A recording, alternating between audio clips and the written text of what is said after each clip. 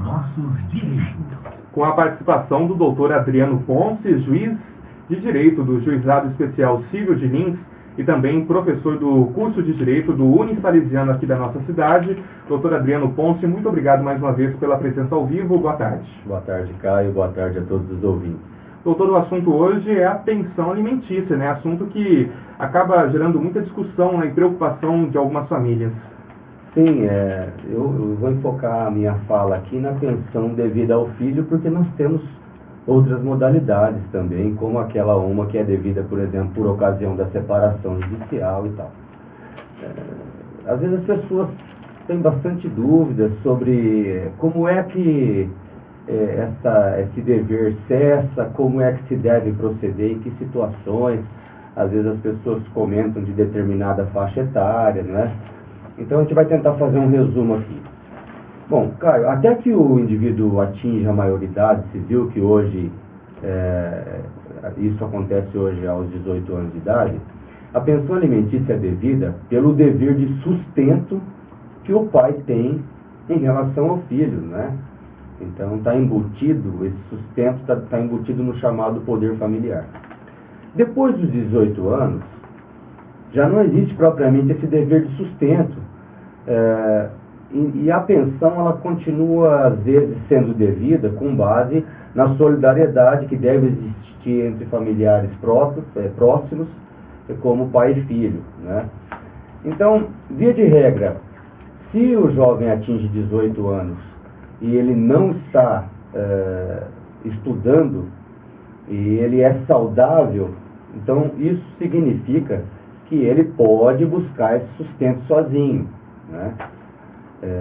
Se ele está estudando, os tribunais entendem que a pensão deva persistir por mais um pouco, porque na verdade a independência total vai ser obtida por ocasião da sua completa formação. Isso é claro se ele não estiver ao mesmo tempo também trabalhando, porque, né, há casos em que o jovem estuda à noite, trabalha de dia, tem um bom salário, e aí a pensão já não vai se justificar. Nesses casos em que o jovem não trabalha e apenas está estudando, existe também a questão de que alguns cursos universitários, eles variam entre 4 e 5 anos, alguns até 6 anos, né? Nesse caso, então, é possível que a pensão seja estendida, portanto, por até 6 anos?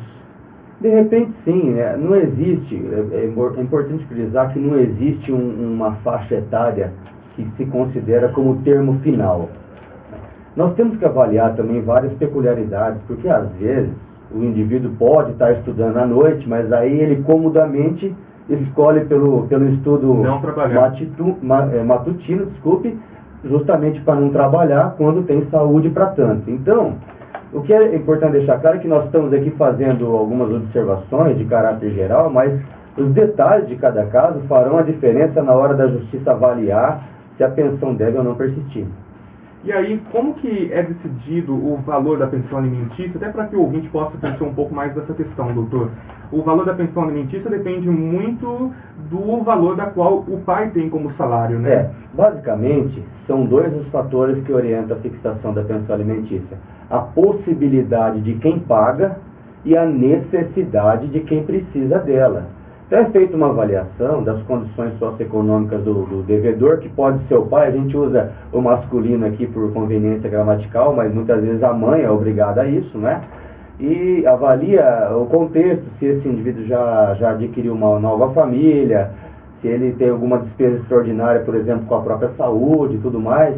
E avaliamos também a necessidade de quem recebe, porque às vezes a criança é sadia, mas muitas vezes também é uma criança com vários problemas de saúde, e aí a fixação vai ter que levar isso em consideração. Mas basicamente são os dois fatores, e muitas vezes a pensão acaba não sendo fixada como esperado, porque tudo isso depende de prova, né? Então nós temos indivíduos que trabalham aí como autônomos, e isso muitas vezes dificulta a produção da prova. Não tem uma folha de pagamento, né? Não tem de onde, não temos informações seguras, e aí a pessoa tenta produzir a prova e demonstrar a capacidade econômica de outra forma. Doutor, deixar de pagar a pensão alimentícia continua sendo um crime sem fiança? Na realidade, hoje é a única modalidade de prisão civil, né? Nós tínhamos a prisão do depositário infiel, por conta da interpretação dada ao Pacto de São José da Costa Rica, ela caiu. Hoje a única modalidade de prisão civil, né? E, Caio, assim, só para observar, são várias as situações que fazem com que esse conflito chegue à justiça. Há muitas situações também que a pensão é convencionada amigavelmente entre pai e filho, e a exoneração também. Às vezes o jovem já está lá no mercado de trabalho, ou às vezes a filha já está convivendo maritalmente com alguém, ou se casou, e aí ela não vê mais razão para aquilo, né? Mas aí surgem questões intrincadas de natureza familiar, como as discussões entre o pai e a mãe que administra o valor, porque ele entende que não está sendo bem empregado em prol do menor, e às vezes há desvios mesmo, né? Às vezes o filho quer punir o pai pelo distanciamento, tentando segurar o pagamento da pensão, enfim, as relações familiares acabam gerando esses conflitos. Essa questão que o senhor colocou da possibilidade, às vezes, não queremos dizer que isso aconteça com frequência, mas então, de fato, a justiça já recebeu casos em que o valor acaba não sendo destinado exatamente ao filho. Essa, às vezes, é uma das reclamações que fazem com que o pagador, aí, o pai, fique intransigente ali, né? E é importante mencionar também que alguns tentam se valer da ação de prestação de contas para que a mãe justifique efetivamente o emprego do dinheiro.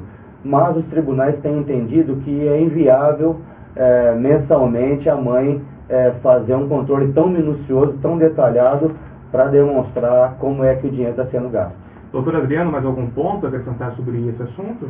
Não, eu acho que o importante é deixar claro que, como eu disse, cada caso é um caso, e que o que deve imperar é o bom senso, né? Nós temos casos, por exemplo, de jovens que são muito acomodados e que esperam, por exemplo, para fazer a matrícula depois que são citados da ação exoneratória. Nesse caso, os tribunais têm realmente considerado a obrigação como extinta, porque o indivíduo não pode ficar nesse aguardo aí. E temos situações de pais que, pela distância dos filhos, até não têm bem a noção da realidade. Eu tive um caso prático em que um pai entrou com a exoneratória e, na verdade, ele não sabia que o filho tinha uma doença que exigia lá um medicamento especial e alguns cuidados especiais. E, felizmente, durante a nossa tentativa de conciliação, ele se conscientizou e desistiu do pedido de exoneração, né? Além da exoneração, nós podemos também decidir pela redução, quando a necessidade diminui ou quando as possibilidades de pagar também são reduzidas por algum fator, que esses são os dois fatores norteadores da fixação, como eu disse. Tá certo, doutor, mas o importante, né, diante de tudo isso, é que a pensão alimentícia é um direito, né, das pessoas aí, das crianças nessa questão, como o senhor destacou, até os 18 anos, enfim, isso são decisões que cabem à justiça. Mas agradeço mais uma vez a presença do senhor, doutor Adriano Ponce, juiz de Direito do Juizado Especial Civil de Lins e também professor do curso de Direito do Unisalesiano. Doutor, muito obrigado pela participação ao vivo aqui no nosso estúdio. Até segunda que vem. Até, um grande abraço a todos e uma ótima semana.